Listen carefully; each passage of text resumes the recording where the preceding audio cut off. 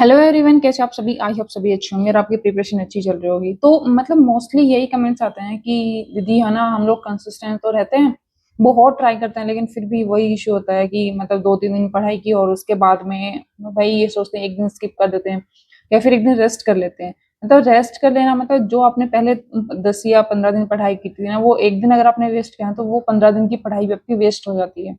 क्योंकि हमारा एक दिन भी माइंड अगर रिलैक्स हो जाता है ना, वो सारी चीजें हमारे माइंड से स्लिप होना स्टार्ट हो जाती है। और दूसरी क्या क्वेरी आती है कि दीदी हम मॉक लगाते हैं और एक जगह मॉक कंसिस्टेंस हो गया, मतलब उससे ना तो बढ़ रहे हैं, कभी कभी कम ही हो रहे हैं।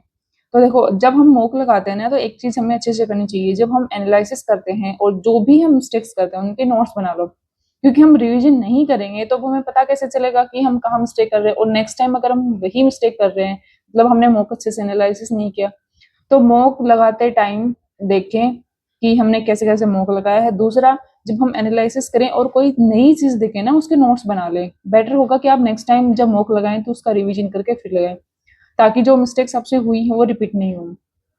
क्योंकि हम क्या करते हैं कि हाँ, ये पता चल गई ये मिस्टेक मैंने की थी, लेकिन जब नेक्स्ट टाइम अगर वही चीज रिपीट होगी और आपका माइंड सोचेगा ये मैंने की तो थी, लेकिन मुझे याद नहीं आ रहा कि मैंने कैसे इसको अटेम्प्ट किया था या फिर इसको क्वेश्चन को कैसे करना है।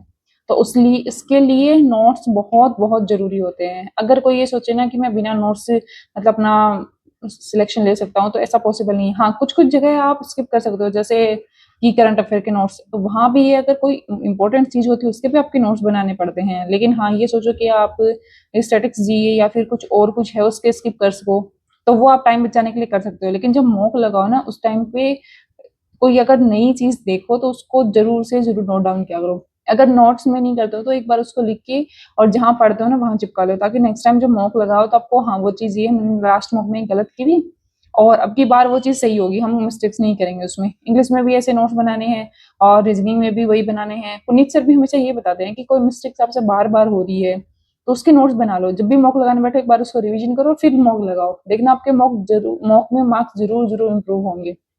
और एक चीज हो रही है और हुई है, आज जेई एसबीआई जेई की वेटिंग लिस्ट आई है, उसमें काफी सारे एस्पिरेंट्स का सिलेक्शन हुआ है।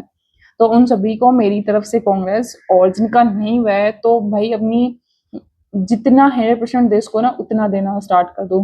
क्योंकि नेक्स्ट ईयर ये है कि नेक्स्ट ईयर करके बहुत टाइम निकल जाता है और फिर ये सोचते हैं कि हमने तो अपनी लाइफ में किया नहीं, या फिर हमने बहुत टाइम वेस्ट कर दिया, हमें ऐसे ऐसे करना चाहिए था। जो भी मिस्टेक्स हैं ना, उनको एक काम करो और इम्प्रूव करने का ट्राई करो। तो करते हैं आज के दिन की शुरुआत। और सबके दिन की सबके टू डू लिस्ट अलग अलग होती है, तो किसी से इंस्पायर होकर टू डू लिस्ट बना लो और वो कंप्लीट नहीं कर पाओ तो डिमोटिवेशन होता है। इसलिए अपने शेड्यूल के हिसाब से और अपनी कैपेसिटी के हिसाब से टू डू लिस्ट बनाया करो।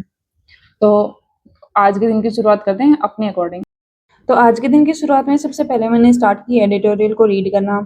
तो सर की क्लास से जो पीडीएफ मिलती है ना, उसको मैंने डाउनलोड किया और उसको रीड करना स्टार्ट किया। उसमें जो भी वोकेब थी जो न्यू थी या फिर पहले मैंने कभी पढ़ी नहीं थी, उनके नोट्स मैंने बना लिए ताकि सोते टाइम उसको मैं रिवीजन कर सकूँ। देखो, एक चीज होती है कि काफी सारे स्टूडेंट्स जैसे बोलते हैं कि हम रिवीजन करते रहते हैं और वोकेब हमें याद नहीं होती है।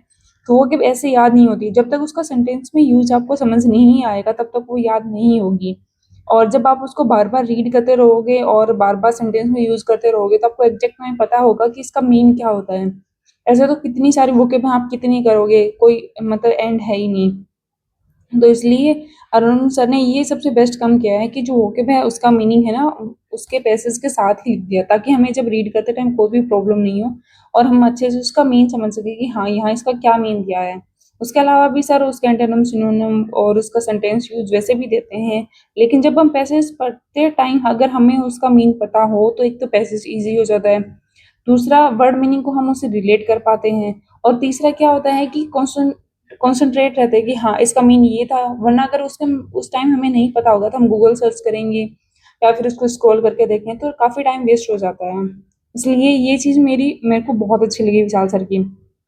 और वो करने के बाद में मैंने स्टार्ट की करंट अफेयर की क्लास। करंट अफेयर की क्लास में जो जो मेन मेन पॉइंट होते हैं उन थोड़ा सा मैं लिख लेती हूँ, ताकि बाद में जब एक बार देखना हो तो मेरे को पता हो कि हाँ, इसमें ये मेन मेन पॉइंट थे और ये मैंने लिखे थे।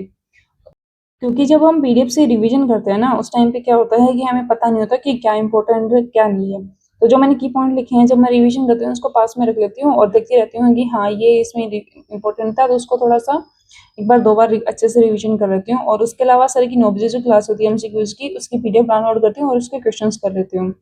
क्वेश्चंस करने इसलिए ज़रूरी है कि सारे क्वेश्चन स्टेटमेंट बेस आते हैं, मतलब मोस्टली क्वेश्चंस उसी पे बेस आते हैं। तो इसलिए अच्छे से उसी टाइप से रिवीजन होना भी हमारा इंपॉर्टेंट है कि कोई भी टॉपिक या फिर कोई भी पॉइंट हमारा स्किप नहीं हो।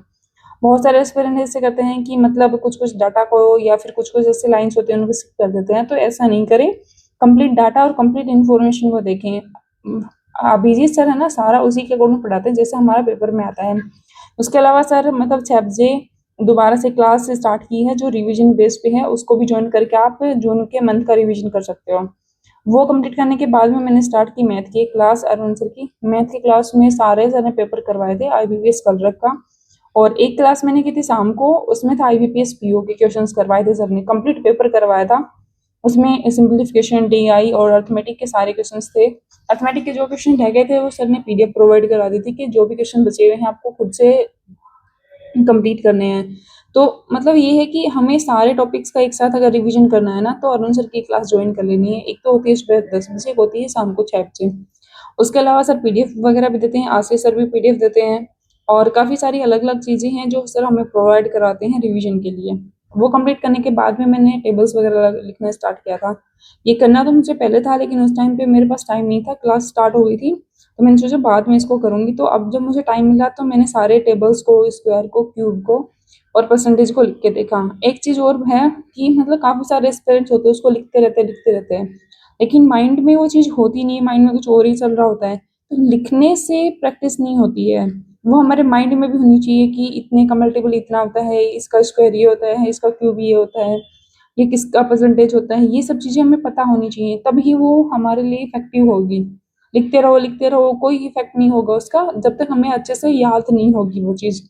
तो आप अगर कम लिखते हो तो भी चल जाएगा, लेकिन वो चीज़ आपको याद होनी चाहिए।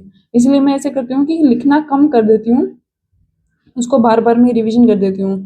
एक दिन लिख लिया, एक दिन रिवीजन के लिए, ऐसे करते हैं। उसके बाद में मैंने स्टार्ट की थी विस पुनीत सर की जो पज़ल की पीडीएफ मैंने वो डाउनलोड की, और जो मैंने क्लॉक रखी हुई है ना उससे टाइमर लगा के, जैसे अगर कोई ईज़ी पज़ल है तो उसको 1.5 मिनट में, कोई हार्ड पज़ल है उसको 2 मिनट में, कुछ ज़्यादा हार्ड है जैसे कि डबल फ्लोर या फिर डबल लाइन वाली है, उसको मैंने ढाई 3 मिनट, ढाई ढाई 3 मिनट या फिर साढ़े 3 मिनट का अप्रॉक्स लगा के उसके अकॉर्डिंग मैंने सारी पज़ल्स बनाई थी। उसका फ़ायदा ये हो जाता है कि जब हम टाइमर के साथ करना स्टार्ट कर देते हैं, जो पेपर में टाइमर होता है ना, उसका जो डर है वो निकल जाता है और फिर पज़ल्स भी बनना स्टार्ट होती हैं। अगर आपको पज़ल बनाने में टाइम का इश्यू है, तो आप फ़ोन में या किसी भी मतलब लैपटॉप में कहीं पे भी टाइमर लगा के और करना स्टार्ट कर दो। आप खुद देखो कि मतलब पज़ल बनना स्टार्ट हो गया। दूसरा, माइंड उस हिसाब से रिएक्ट करना स्टार्ट कर देता है। अगर हमें पता ही नहीं होगा कि हमारे माइंड को पता ही नहीं होगा कि टाइम का बाउंडेशन क्या है, क्या नहीं है, तो वो उसके हिसाब से रेडी नहीं होगा। जब पेपर में करने बैठोगे तो पता ही नहीं चलेगा कि 20 मिनट कैसे कंप्लीट हो गई। तो इसलिए जब भी मतलब क्वेश्चंस लगाएँ तो वो टाइमर के साथ लगाएँ ताकि आपको आपका माइंड उसी के अकॉर्डिंग एडजस्ट होना स्टार्ट हो जाए। तो ऐसे-ऐसे होती हैं कुछ प्रॉब्लम्स, और दूसरा कंसिस्टेंसी के साथ पढ़ाई करें, और अभी पेपर को भी बहुत कम टाइम बचा है तो मॉक लगाएँ और इसको अच्छे से एनालाइसिस करें। जितनी पॉसिबल हो सके उतनी पज़ल्स लगाएँ, जितनी पॉसिबल हो सके डीआई लगाएँ। तो ऐसा था मेरा आज का दिन।